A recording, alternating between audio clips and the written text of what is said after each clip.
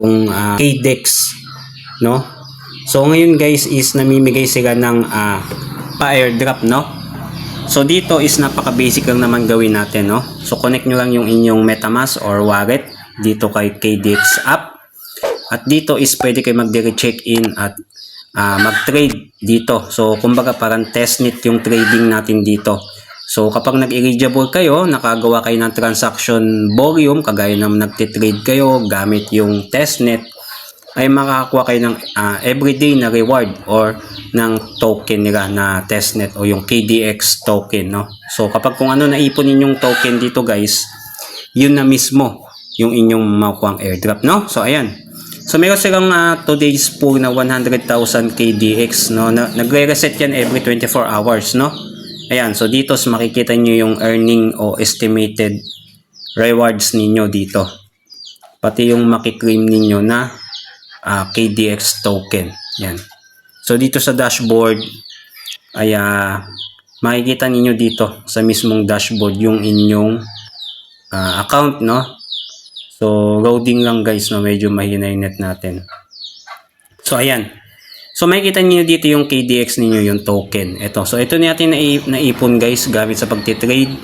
Ayan, so yung yung balance natin na testnet na USDT 1,826. So hindi yan nawi-withdraw guys kasi testnet lang yan. Gagamitin niyo yan dito. So dito meron silang tinatawag na oil o yung langis ba. Kumbaga yung oil ay kailangan niyo bilang gas fee kapag magpi-place kayo ng order ng trade or magba-buy or mag-short. Yan. Long short lang naman dito guys. So, leverage ang trading dito. So, ngayon ito. Papakita ko sa inyo kung paano mag-trade dito, no? So, ayan. Kasi meron tayo ditong trade na. Ayan, makikita nyo. Ito, meron tayong naka-open yata dito, no? Tingnan natin trade natin guys. Dito sa may trading. So, ayan, may naka-open tayo. Ayan, wrong position. Yan. So, tingnan natin kung nag-profit na to. O, wala pa. So, dito magtitrade lang kayo, no? Kailangan ma-detect ng system nila o ng account mo na nagtitrade kayo, nag-open kayo ng trading. Halimbawa, open wrong, ibig sabihin, aangat yung presyo. Kapag sa short naman, open short, tingin niyo is babagsak yung presyo ng token. Kagaya nitong Bitcoin. Yan. So, meron niyang, ano guys, oil o yung langis. Ayan, halimbawa, magtitrade kayo ng $10. Gamit kayo ng 10x leverage. So, 100 oil ang gas fee. So, paano nga ba makakuha nitong 100 oil na gas fee, no? So, punta lang kayo dito sa task. Ayan. Gawin niyo yung social media dito, guys. Dito makakakuha kayo ng dollars at ng oil na magagamit niyo pang gas fee, no? Pwede din kayo mag-swap, guys, or mag-direct check-in kagaya nito. Claim natin 100 USDT na testnet. Pati itong oil, 40 na oil, yan. So sa task naman yan, meron dito, makakakuha din kayo ng KDEX token, USDT, tsaka oil, yan. Join lang kayo or gawin nyo kagaya nito, link and repost, 100 na oil ang makukuha ninyo, no? So pwede nyo ibak na kagad yan kahit di na kayo mag-repost, tapos claim nyo lang to, ayan, no? O, diba? Yan. So ganun lang kadali, no? Yan.